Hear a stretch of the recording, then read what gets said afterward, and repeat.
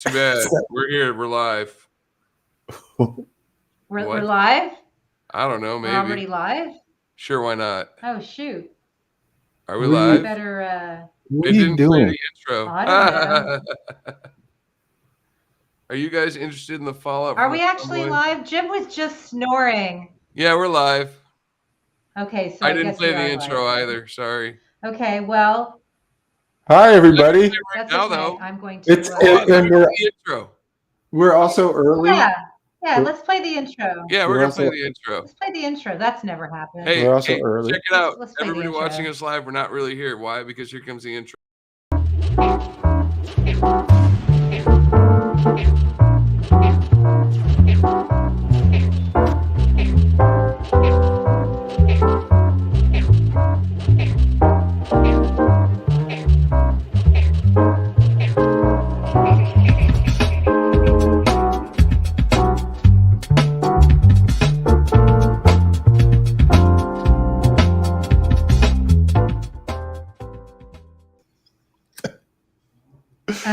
Now we're live. Smooth and Jim, professional. can you get the booster seat? Can you get the booster seat? That was professional fucking podcasting right there. Everybody watching this. Hey, if anybody wants to see professional, don't come here. If you want to see punk rock theater, come here.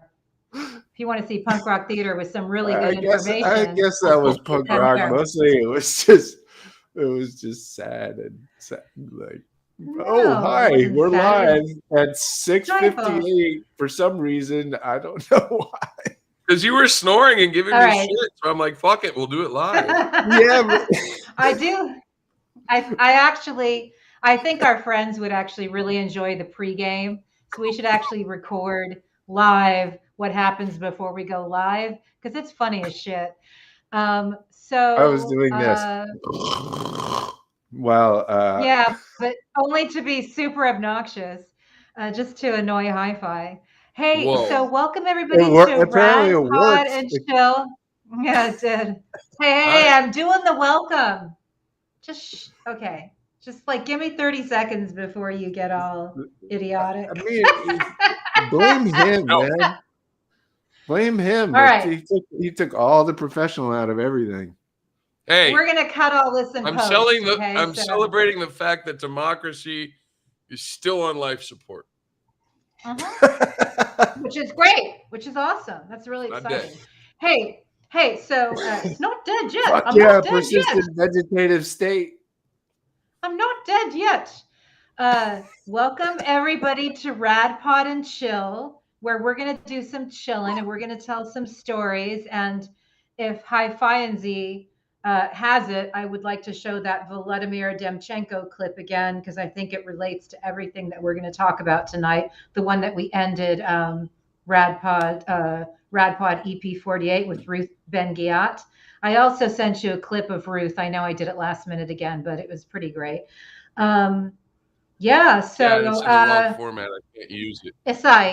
Hey, I can't use your clip. I might have Volodymyr though. Yeah, do me a favor though. Or I could probably grab Volodymyr. Grab Volodymyr, and then let me just make sure that everybody watches episode 48, because it's not every day you get to hear Ruth Ben-Ghiat on our show talking for 40 minutes about the real shit that matters, not on corporate media, not with pre-scripted questions. Not that she always brings it real no matter where she is, but this format was just so incredibly important and so relevant. And to actually, right before the midterms, when there was so much fear mongering going on, and some of it justified, I guess, for us to talk about radical love and for us to talk about how fascism has been beat by empathy before, was kind of like sort of what I needed. But so let's talk about the midterms, because some shit went down, and I want to get both of your high concept,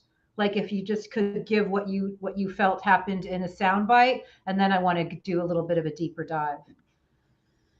Jimmy, can you go first? It seems like the whole fucking thing has been like, and I'm not trying to be blue and on over here, but it feels like it's all been engineered to be the worst possible, dumbest, longest, most asinine version of reality possible, right? It's like literally fucking Lauren Boebert and like 60 votes in Colorado, you know, are potentially the difference between there being a House of Representatives that either does everything in its power to cause a constitutional crisis, or one that actually tries to do things for American people. Right. And it's just fucking bizarre that, you know, we're like, they're still counting the votes in that particular place. There's like, Arizona is just a shit show. Florida gets it done in one night everybody stays and they get it done and it's done. And fucking Arizona and Nevada are out here like taking 3 weeks to do the same thing. And we're going to be 50-50 again, and we're going to have a runoff in order to fucking get anywhere if we're lucky.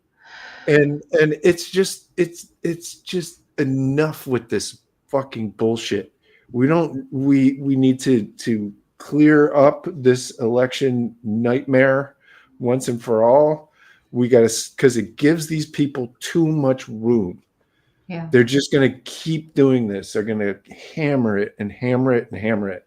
And maybe I'm mad because I've been watching too much Charlie Kirk, Jack Posobiec, and Steve Bannon in the fucking war room. Yeah, that would sit like 4 hours, like 12 hours a day, sitting there like inventing ways to radicalize young white boys into being neo-Nazis willing to go, beat up some libs.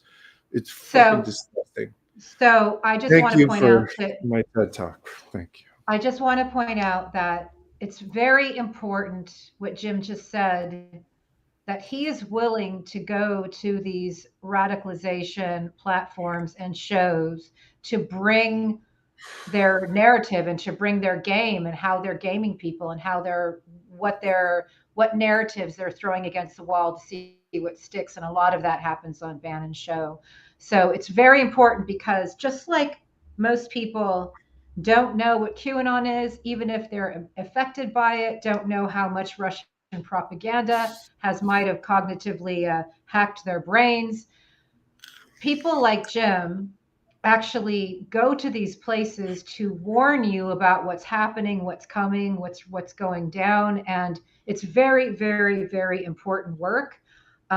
Honestly, I don't know how you do it. I'm grateful you do, because it's very important for me to get the information from you, so I can be better at what I do. But I got to say, I don't know what kind of punk rock armor you put on in order to go into these places and then come out as Jim, because content moderators get all messed up. They become different people, and they start adopting some of the narrative lies in their brains. And so I'm not quite sure the technique that you use that makes you able to do it, but it's very, very important work. I know what you're going to say. Well, I mean, that for sure.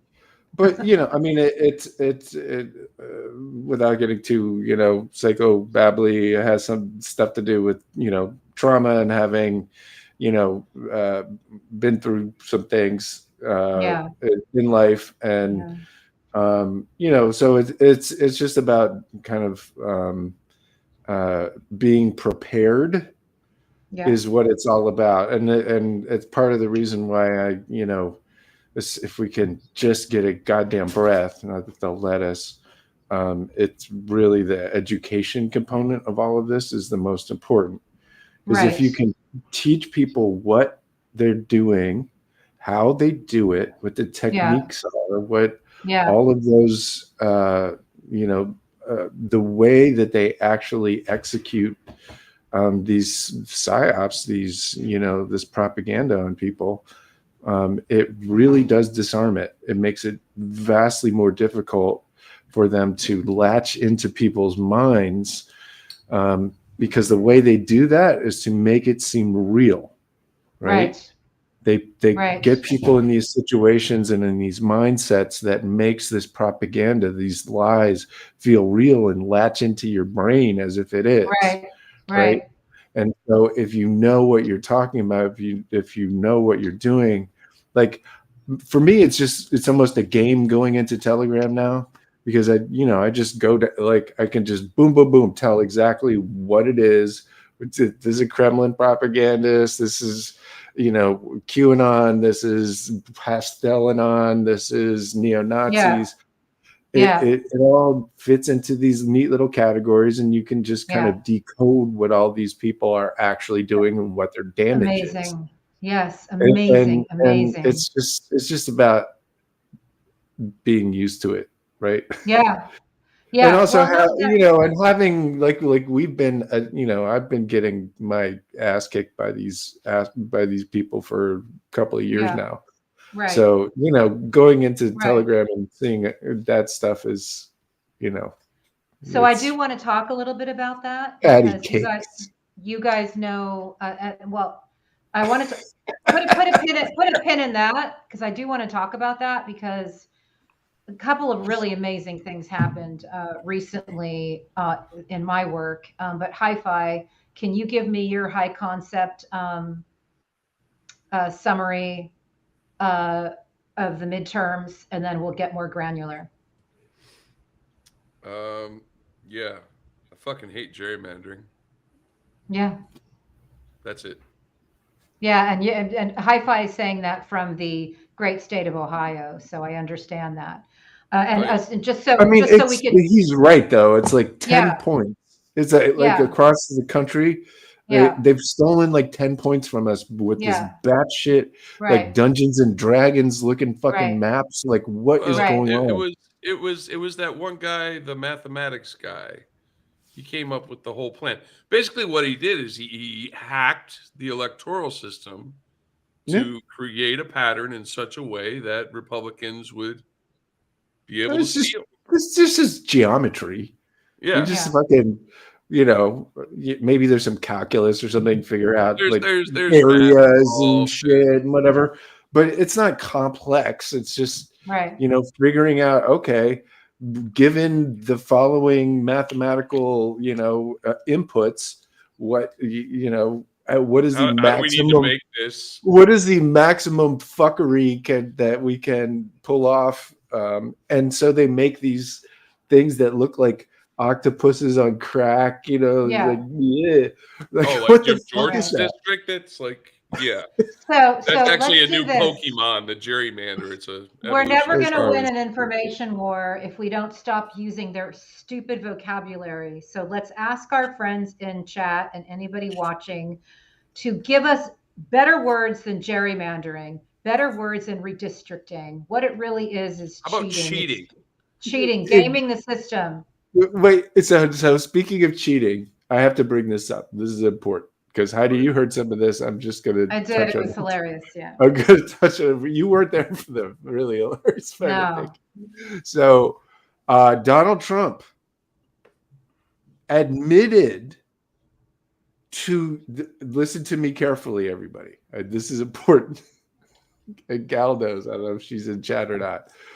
But Donald Trump admitted to using the federal government to illegally stop a vote recount in order to get Ron DeFucking-Santis elected. Right. Think about that.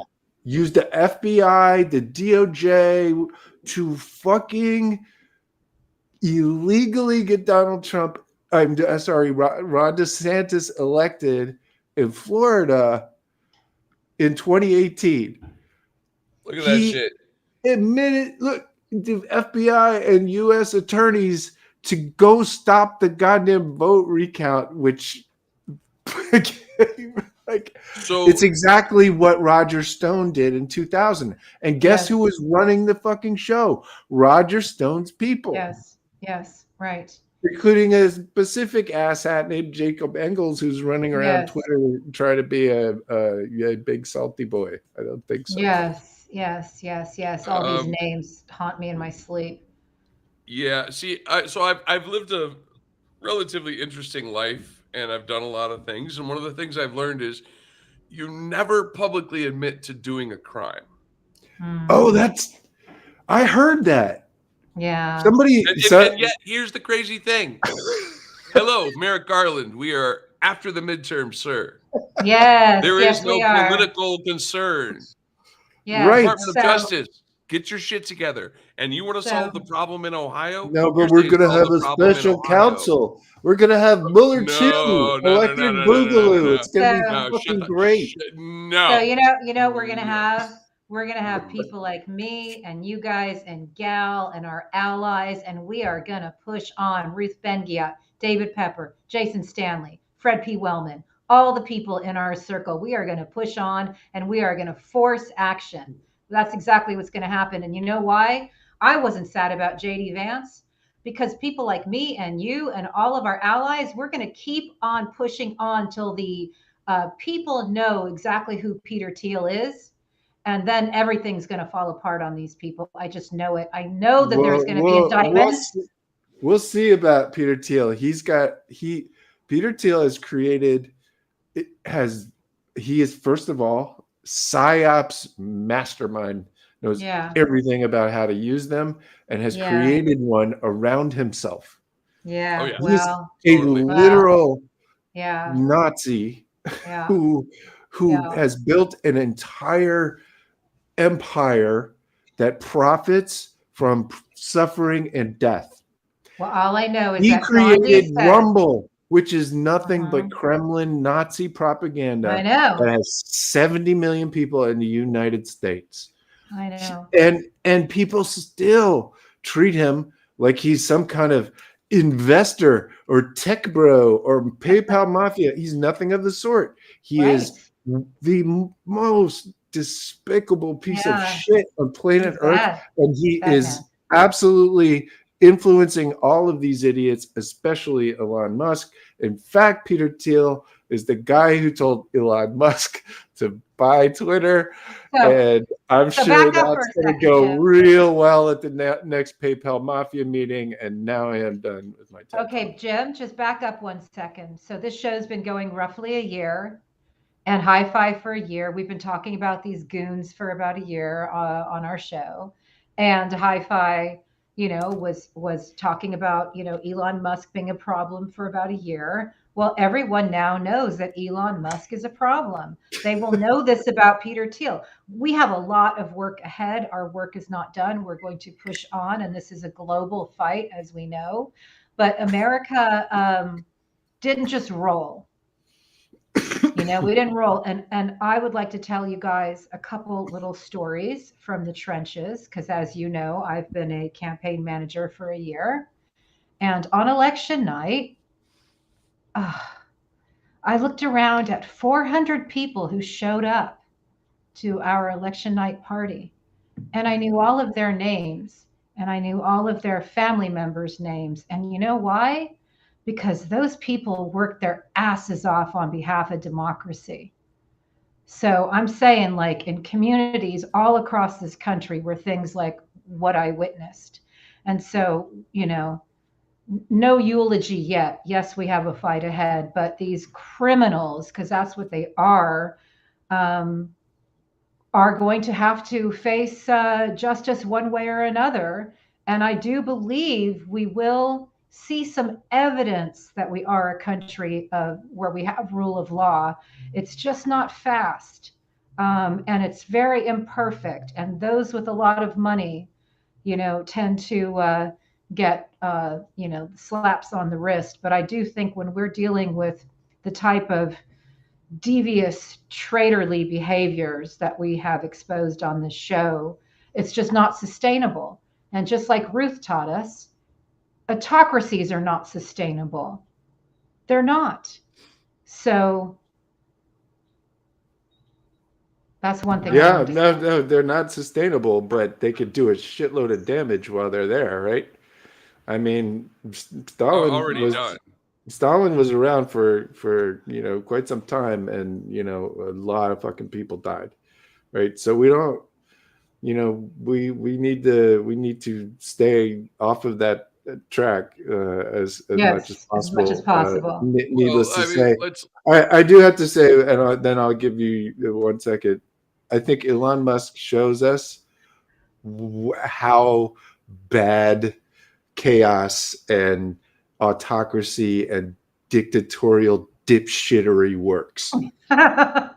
Yes, I agree. Like look at this fucking cheesy little dick who rolled into Twitter thinking he's gonna just fix it with his giant brain. And he's just Sorry. turned it into fucking, I mean, Spacey X. I don't know, man. What the You know fuck? what happens? Well, he's also just Nazi signaling. He's doing intentionally Yeah, putting up Nazi terrible. pictures. Yeah. He's going 888 because he thinks that's hilarious. He named it $8. Like, I mean, Yeah. he's just he loves Kanye. After Kanye says death to the All the Jews, anti-Semitic stuff. all Yeah. the things, like over and over, the Wojaks. The fucking So, guy is a 4chan Nazi, and so what happens with these we guys, I think, see Jim? what is happening to Twitter, and it's not going to get any better. not He good. just lost all of his advertisers. If anybody heard that, fucking any of his advertisers heard him. Yeah. Which is why Yoel, by the way, bye, Yoel. So bye. I just We want to say we made a man. Hold on. We made a man quit a whole damn company just to stop from giving us our accounts back. I just want everyone to realize that. So can I say one thing? One of the studies, and in my studies of Putin and these various autocrats, one thing that is continually proven time and time again over history is these guys, these corrupt bastards, they begin to believe their own hype. They begin to believe their own untruths. They get caught in their own false narratives, and they often end up kind of unraveling themselves for us. So we'll see what happens next. But here's the other thing. That's the thing. He's going fast, like faster than I ever. He's like, I might as well go for it. Oh, let's have 2 checks. Oh shit! No, let's have 1 check. Fuck. Wait a minute. Noel Kassler. Noel Kassler. No. Let me just say something about what Noel said.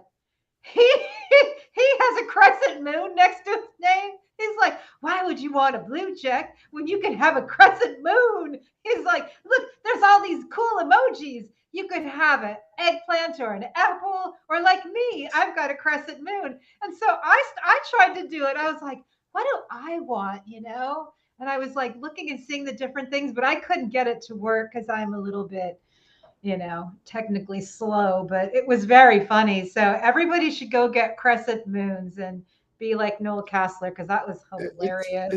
It's just also dumb. He's just now he just said that not all the legacy blue checks, because of all the corrupted blue checks, like the media and the press and the politicians. It's just so sad and pathetic, and every single thing that we told you was going to happen. And so I'm struggling. I need to point something out now. I'm struggling to feel sad about the situation. Shut up for a minute. It's my turn. So hard. Shut up for a second. My fucking turn. I need to point something Why out. You don't have to get all aggro. My fucking Go turn. ahead. Because this is a subject that drives me absolutely insane, and I have seen it repeated endlessly over and over and over and over in the business world, and I don't know what it's going to take to get people to understand. When you quit making fun of me. Damn it. Are you going to get to when the you point? sort? Actually, this harkens back to what Jim wrote. When you sort the psychopaths to the top, when you make the sociopaths the leaders, you create something deadly and terrible. And that is what corporate America does. It's not just Elon. not just this one time. Yeah. Look how we elevated Trump. The man's Totally. a fucking nut. I mean, like Peter Thiel, like Larry Ellison, like you got all these just nasty. Why did I have to troll Patrick Gelsinger out of fucking VMware? And you know what? So listen. And you know what happens to the nice ones? They turn into Patrick Byrne. So yeah, because they get screwed by all the ones around them. They just Patrick also Byrne, by the Russian spy was just a weirdo, by the not Russian like spy too. like a terrible fascist fucker. And I, they got a hold of him and turned him into whatever the hell he is now. So I do think let's harken back to Jason Stanley quoting Hannah Arendt, how the population loves the vulgarian because the vulgarian thumbs his nose at the elite, and it's all about owning the libs, right, or whoever it is. And as Jason said, owning the libs should not be your full politics, right? But people are like, why do they like this guy? Why do they like the vulgarian? Once again, it's not why do they like him, it's what do they get out of it. What they get out of it is somebody who thumbs their nose and at the quote unquote elites. And if you look at what's left of Trump's crowd, you'll see that that probably Jason is probably very accurate. But Jim, it feels like it's been a year since you've been saying that Trump's done. But the media just figured it out yesterday. It's so fucking obvious. He's a worthless old fucking turd, like who's just holding on, like a dingleberry from hell, just won't let go. In America, this is why I urge everyone to get a bidet, so you don't have dingleberry. Oh seriously, God, bidets are much more eco-conscious. Our Christmas episode is going to be called "The Dingleberry from Hell." It's going to be a heartwarming edition. Heartwarming. Oh my God, it's going to be so heartwarming. Oh man. Oh my God. So my role will be dingle bells. Sorry. Okay, so I'm going to be the holy bidet. That's my role in our Christmas pageant this year. Oh my God. Oh my God. We do have fun, kids. We do. We joke. Well, this is Rad Pod and Chill, where we're sweary and belligerent, but we still break news. Speaking of breaking news, I do want to tell you guys that all across the land, right decent candidates were being dealing with online harms by many of the same paid operatives that we all know about. And I just want to tell you that I was able to teach an entire community asymmetrical trolling and how incredibly useful it was. So everybody pay attention right now. When paid operatives are coming after someone you love or your candidate or even you, teach the people around you who want to defend you that they don't engage in the narrative that the paid operatives are pushing to harm somebody, which is invariably false. Don't engage in the false narrative and try to defend somebody's honor. Put the one thing out there that they don't want you to see. And in Jim's case, where I learned asymmetrical trolling was from Brent Allpress. He was able to dismantle. It was like watching a Jackie Chan film where like 50 people are coming and Jackie just completely like owns all of them, right? So it was just like that, where Brent continually kept posting the Elizabeth Clare Prophet, Michael Flynn prayer that you had put together, that video showing he was, using her prayer cultically in a church. And so that's not what they wanted. They wanted to try to malign you or malign me. And in would come Brent like a knight in shining armor going, here's what they don't want you to see. And he just methodically, persistently kept posting that clip until eventually they all blocked him and moved along. So that's one thing I wanted to say. I taught people how to do that. a paid harasser who was trying to get a win bonus was continually pushing horrible things that were lies.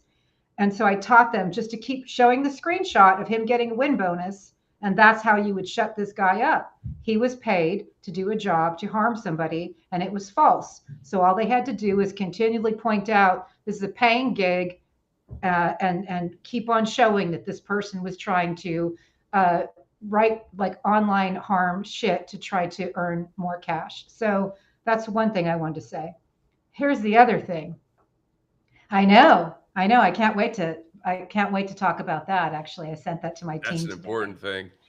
Yeah, that's very important because people who are paid to do online harms are going to have disclaimers on it if this legislation goes through, and that's going to be a game changer. We will go back to agreeing to disagree over policy, but it's not going to be like paid assassins trying to harm people's character online without some sort of exposure and recourse. But one other thing I wanted to say. Doesn't that idea sound familiar, though? Yes, it does. Sounds like Hi-Fi had that idea a few months ago. Yeah. So we know with the show box, we know we box above our weight, and media and politicos watch us. So here's the other thing I wanted to say. When I was at Berkeley, I used to teach tennis. And I used to teach tennis to kids like 8, 10 years old, right? And I had 2 kids who were always disruptive. They just would do everything they could to disrupt the class. So I decided, I don't know how I was so smart at my young age, but I thought of a good idea. I said, rather than continually take away from the other kids, lessons, I would just tell those 2 kids to go play on their own court and just, go do their own thing. And I could still see them, but I would be able to then instruct the other like 28 kids. Eventually, the 2 kids who were playing on their own court got really bored because they had no audience, and they came back kind of, head down, and they came back and they wanted to rejoin the class, and they were no longer disruptive. And I thought of that yesterday because I have also taught people to stop giving oxygen to those who are trying to harm others online, because if you don't give them oxygen, they only are entertaining each other, and that's not the point. The point is to disrupt you and everybody around you and freak everybody out so you can't do your work. And so I thought of that yesterday, because if we do deprive the criminal trauma merchants, of oxygen, then they're only going to have to entertain each other, and they'll be in some sort of like no exit where they can only just face each other in the mirror, and that'll be their own kind of hell. So just a few whimsical thoughts on a Thursday night. There are these internet genie operators that can reach everywhere across the internet, right? But if you take their power away, they get trapped in their little echo chamber lamp, just verbally yoinking each other off. Yeah, and you still found a way, did you, Hi-Fi? The show has one rule, and Hi-Fi still. I said yoinking. It was what? Okay, anyway. So back to the midterms. What were some of the wins? Before we talk about some of the heartbreak. Michigan fucking killed it. Way to go, Michigan. Nice. Okay. Pennsylvania sent Dr. Oz back to Jersey. Oh, God. Here's the real test, right? If Oz really cared, wouldn't he stay in Pennsylvania and still work to help the people? Yeah, sure. That wasn't the point. Jim looks like he's going to be sick. Just saying. Maybe Dr. Oz could be teaching the good people of Pennsylvania about the little men on the moon, the Swedenborgian thing. Oh yeah, the little known. I'm gonna take full credit for that was a good one. That was tanking Dr. Oz's campaign with my Swedenborg piece. Because if you didn't know, if you haven't had a chance to read my piece about Dr. Oz, he is in a cult called the Swedenborgians. I did not make that up. It is a Swedish scientist who was born in 1688 named Emanuel Swedenborg, who later in life, I think, had basically a psychotic break and started to see all kinds of shit, like visions and stuff. And so he wrote a whole bunch of books about how he went to Mars and visited all the humans that actually lived there, and actually all of the Venusians. And, they were only had like 5 planets back then. So he only could see the people on the 5 planets that they knew about. So he did that, and then he wrote books about it. And then like 250 years later, a bunch of weirdos found the books and were like, "Ooh, let's make a cult out of this guy." And they did. And Oz is one of them. And there's like 6,000 people in the Swedenborgian cult. And there are worse ones, but it's kind of a like a new age fashy mixture with Christian plus schizophrenic scientist from the 18th century. So and where's the grip? Where's the grip? And also he brought Swedenborg into surgery with him when he was a heart surgeon. He wrote that down in his own article. I bring Swedenborg into surgery with me.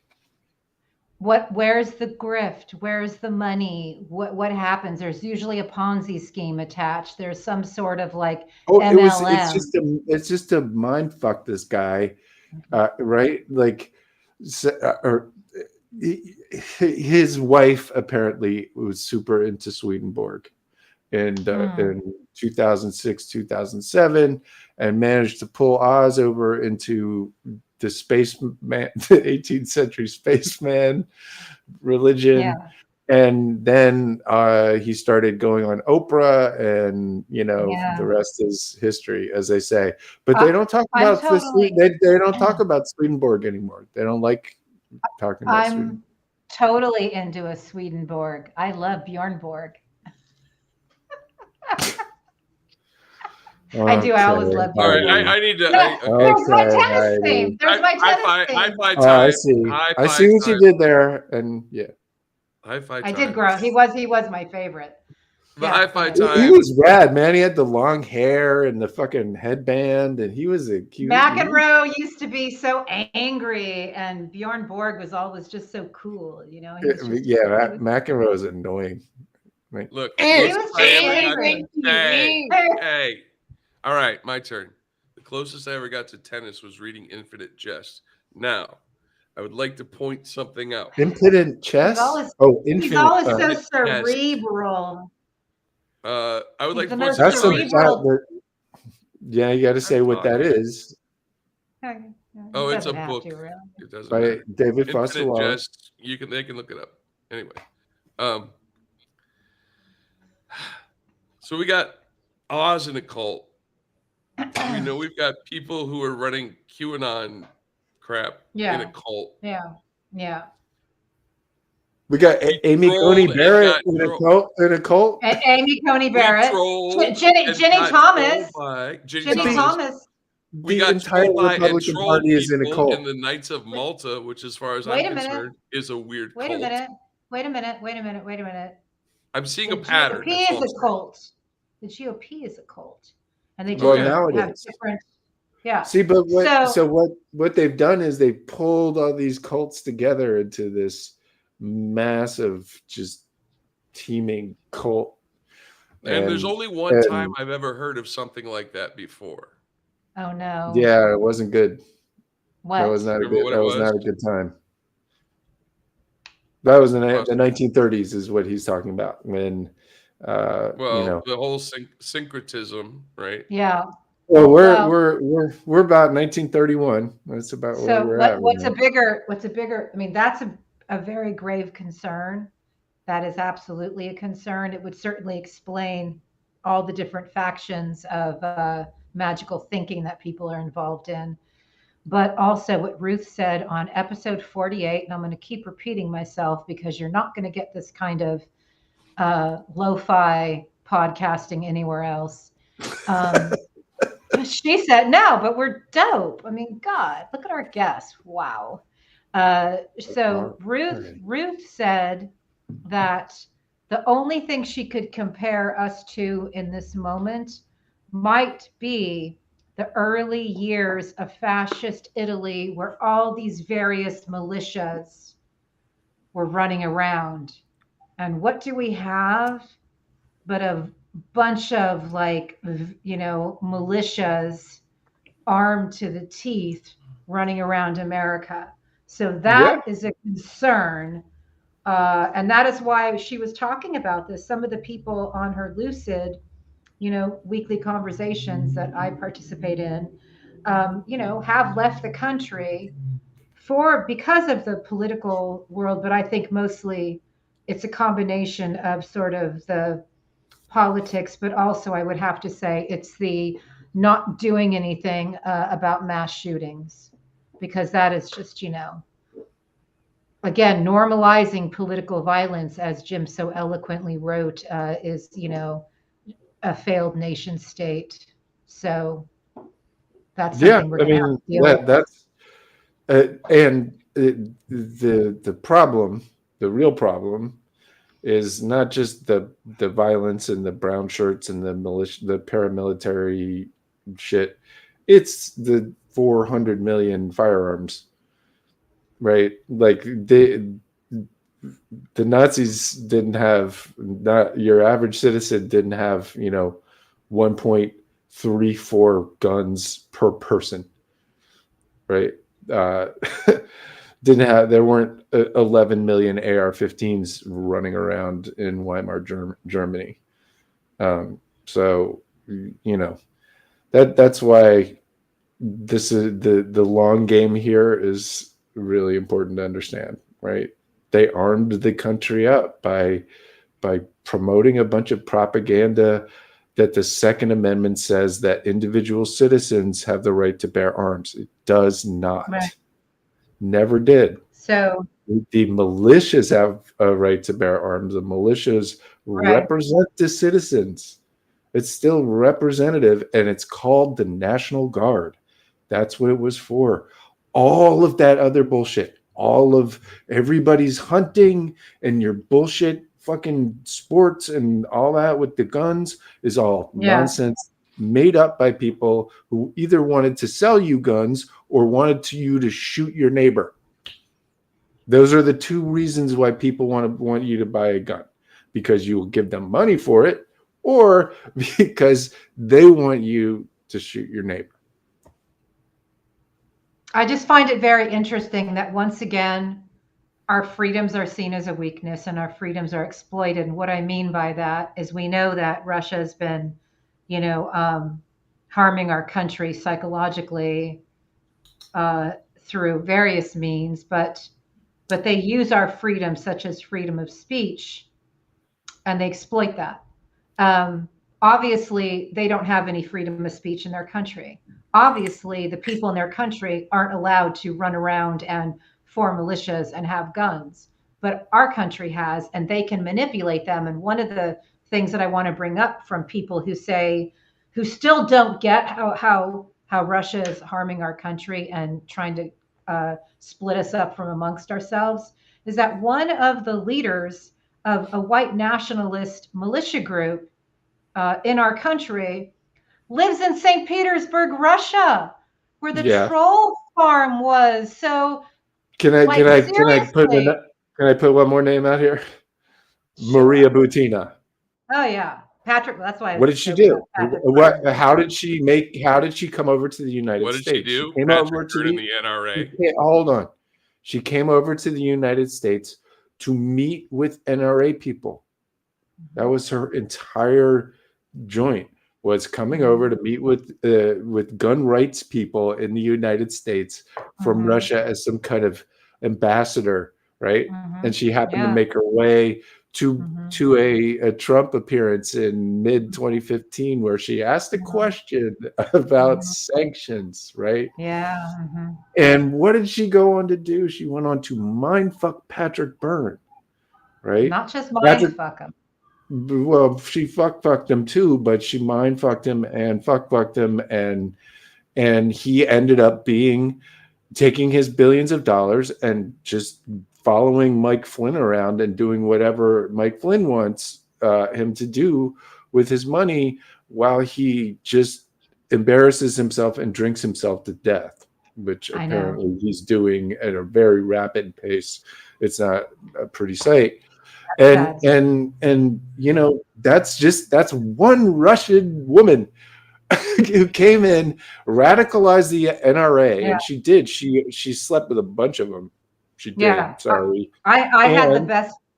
And so she's got compromise on them, and she's obviously, you know, a very highly trained GRU asset who is just brain fucking these dudes into turning into what they did. And that's just one woman. And to Heidi's point, they are taking advantage of our freedom of speech, our freedom of you know, everything, to come over here and attack us, and it should not be allowed. I'm not talking about McCarthyism here. I'm talking about the goddamn Russian assets who are hurting Americans. Get them the fuck out. And again, I need to hold on, Heidi. I got to go on this because this is important. I would also like to point out that the leader of the NRA, while all of this was occurring, was Oliver North. Oliver North ties back to our network of players in this game. Yes, he does. Yeah. To Iran-Contra and Jack Singlob. That's right. You bet. Yeah. So yeah, Ollie North is still running around and has showed up with Flynn at a couple of locations. Oh, really? Yeah. So, I don't know. He's in the CNP, needless to say. Yeah. Right. CNP had some nice losses yesterday. That was a great thread that Brent Allpress put out. CNP took some good losses. So unless he did it on Mastodon, which is awesome, and everyone should follow me on Mastodon, at Jim Stewartson at mastodon.online. Please follow me. Okay, I'm on there too, but I have not figured out how to log in yet. But some of our friends have found. I have like 200 followers now, which is I'm going to be one of them. Which is 0.25% of what you had on Twitter. 0.33% of what I had. So. Right. So two things. I had the best joke 25 minutes ago that nobody heard because we are like an Italian family talking over each other. But when you said who screwed Patrick Byrne, I said Maria Butina. So that was my joke. And then, I must have heard that joke. And incorporated it into the act and brought it back around because we're a professional fucking podcast, ladies and gentlemen. Yeah, well, we certainly have our moments. But to quote Jason Stanley, who says that fascism is not even good for the fascists and tyranny is not even good for the tyrant, we must wake people up to the fact that we are under attack from a country that has no freedom. So stop being unaware about that. Just like become aware before a serious kinetic version of events occurs in America. We've had elements of that, but we don't have what is happening in Ukraine happening right now. But it will, because everything that happened in Ukraine has happened here. So the next logical thing would be that. So wake up and start realizing instead of fighting your neighbor, know who the players are. It's Mike Flynn as Putin's general. You know, it's that layer of people that we have to be fighting against and not each other. Yeah. I mean, to be fair, Ukraine is getting hammered by fucking like air to ground missiles and shit, which I don't think is happening here anytime soon. So hopefully not. On the other hand, I think some form of internal kinetic violence is the plan. Mike Flynn, and thank you for mentioning Mike Flynn, is very proud of the fact that he's engaging in fifth generation warfare, which is really just fourth generation warfare, which is identity politics, creating violence from the inside out in order to destroy a democracy. So to that extent, I think that's the next the next step. If Russia starts lobbing missiles over here, it's a different story altogether. Right. Yeah. So Hi-Fi, you want to say something? Yeah, I need to say something because if you think about it, you said it's like 1931 and we have to wake people Sounds up. like Barry White Here's over there. Yeah, I need to say here, something. here here's the thing, man.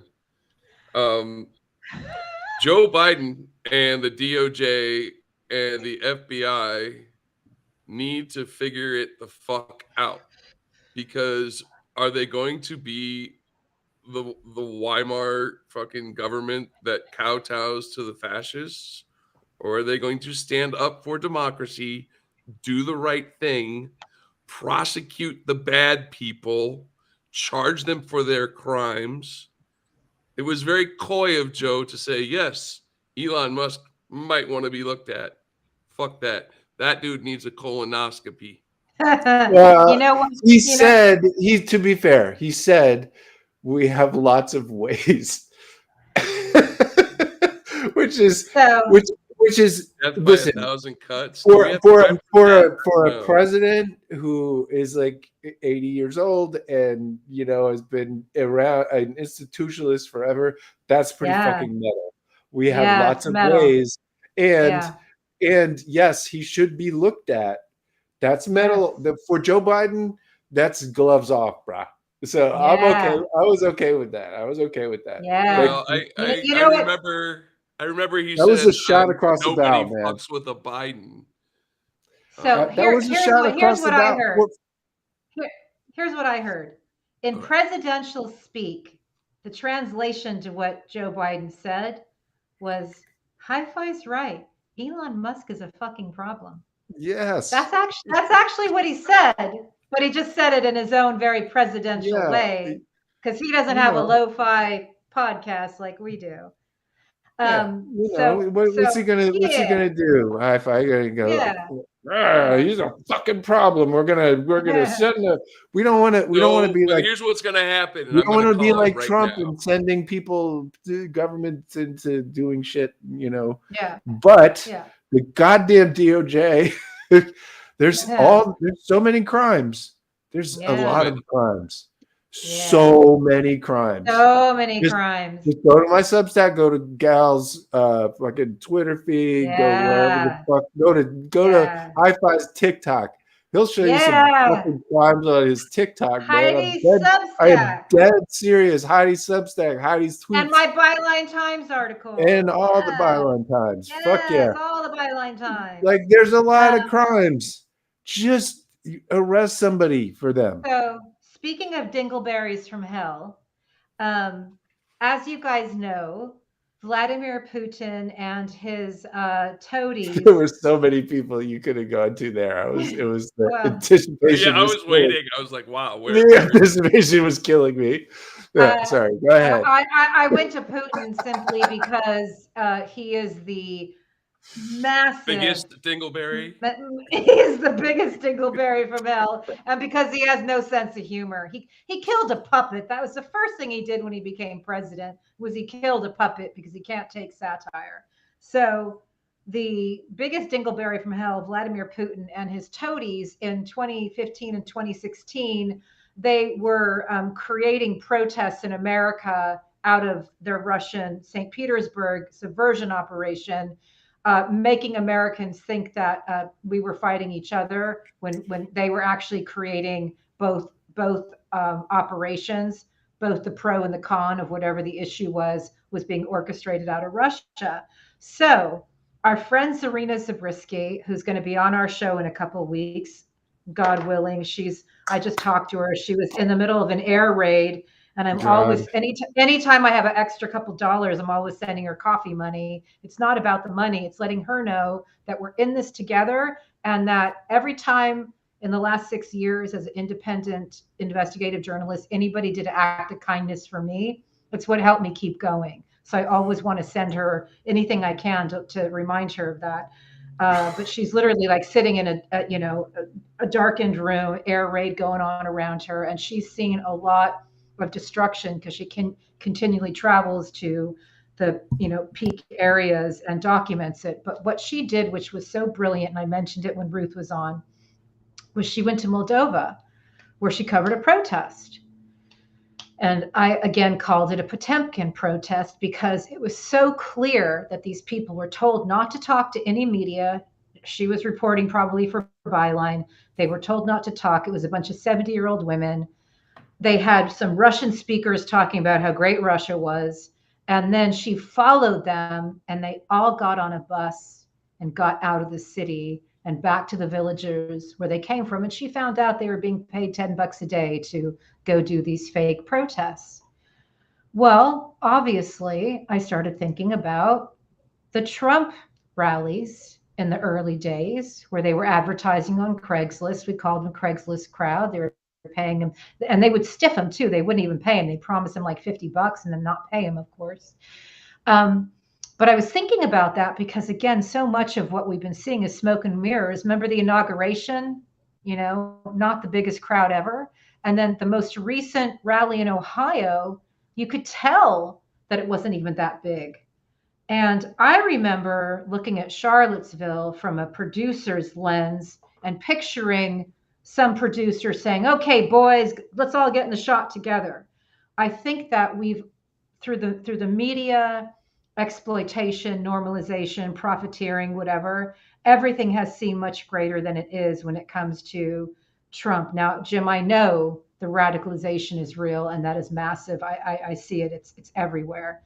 But I think that it's really time that we get some accurate reporting on how much shrinkage has occurred and how much manipulation occurred.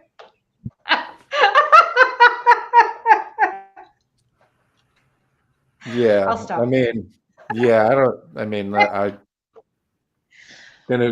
you're the one who said shrinkage, and now that's in my head. And you you have to give hi-fi. You owe hi-fi. I'm just saying. No, we're even now. We're even. High-fi is. So listen, we're even. I've been saying for a long time, Donald Trump cannot and will not. He may try and run, but it's not going to go anywhere because he is incapable of doing anything at all except the same campaign speech that he's been stuck on since like 2019, I think.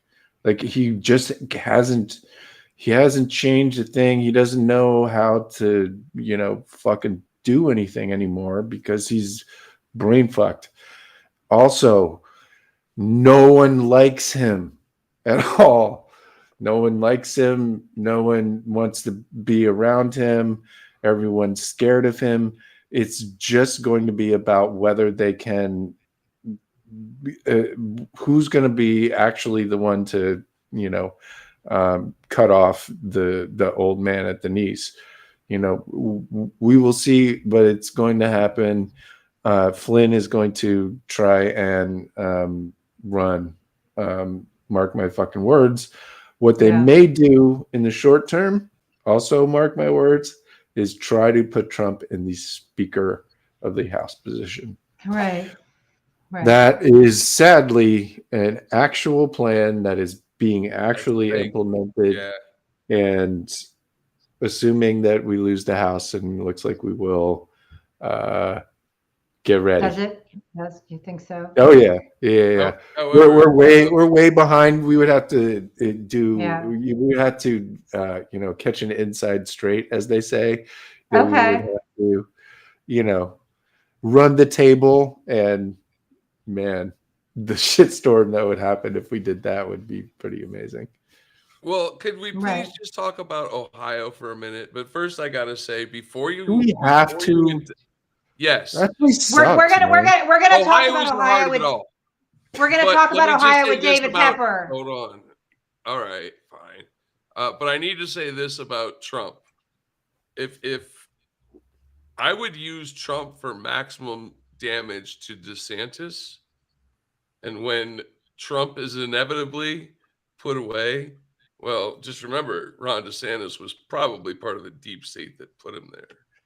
Well, let me be real clear. What? This is the greatest gift ever.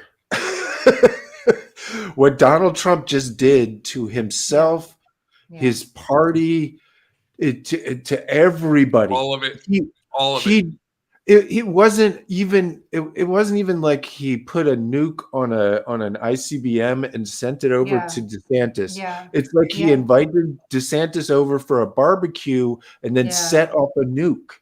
Yeah. Like, it's fucking bananas. He blew everything up into pieces, Yeah. and I and everyone out there should as well.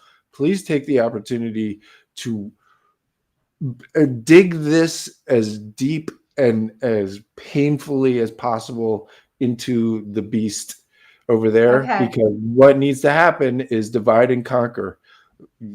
Just Yes. it's Just fucking like they've been doing to us. it's That's what they've psyop been doing to war, us. man. I'm sorry, Yeah. but that's what it Yeah. is. And Yeah. and again, it's not the difference between our psyops and theirs. Ours are fucking true.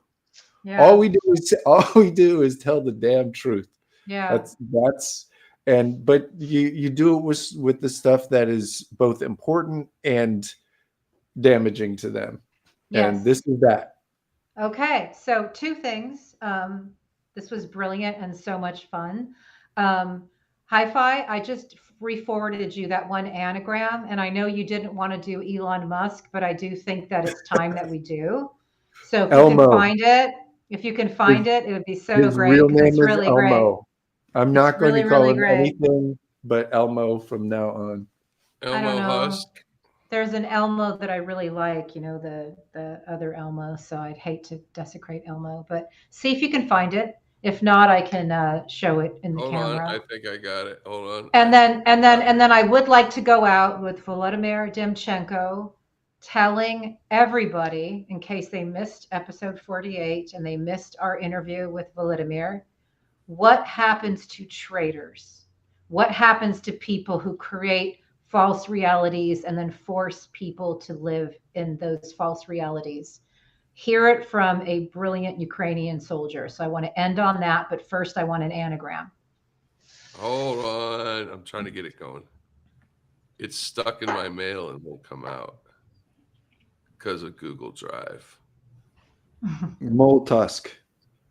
Nope. Keep guessing. Keep going. Keep guessing. Scumlot. Nope. No. Old E-Man. No. That's actually a good one. I like that one. No. We should go with that. E-Man. Old E-Man. Gnomelet. Gnomelet. Okay. If Peter Thiel is a reptile, he's a muskrat. Musk Okay. loan. So can you see that? Can you see that? Okay. He is a sunk mole. That's brilliant. That's brilliant. That is. Yeah, I was close. I said mole. Yeah. See? Yeah. But there you go. The funniest moment in episode 48 was when Jim, whenever I watch it back, I literally am dying when Jim was like, "Come on, man." just like, oh God, it's hilarious. Okay, so Volodymyr Demchenko. Oh, just so everybody knows, support our show because we really could use Patreon patrons in our Patreon. It'd be super helpful. Maybe I could actually buy a microphone someday.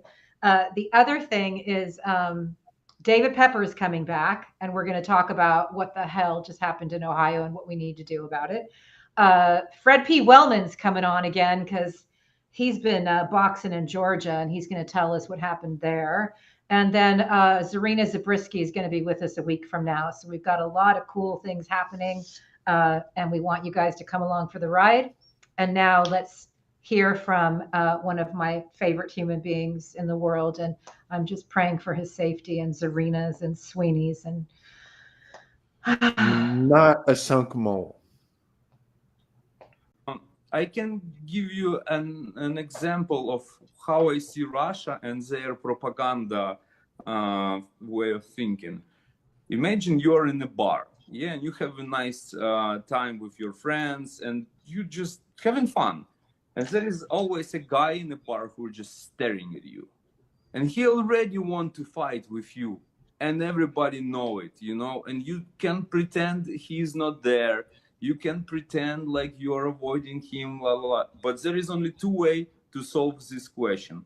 Or you ending your beautiful evening with friends and just leaving, which will be smart if you are able to do that. Or you need to fight this bully. There is only one chance to do it. And with Russia propaganda channels, you need to make them forbidden. It's lie. It's just lies. They're ruining the world. According to Aristotle, when you're saying lie, you're creating world which doesn't exist, and you put people into world which doesn't exist. So in one moment we'll realize that it was not true. They need to build their world from scratch, and that's why Dante put traitors in the worst place of hell, because they are creating a world which doesn't exist and force people to live in a world which doesn't exist.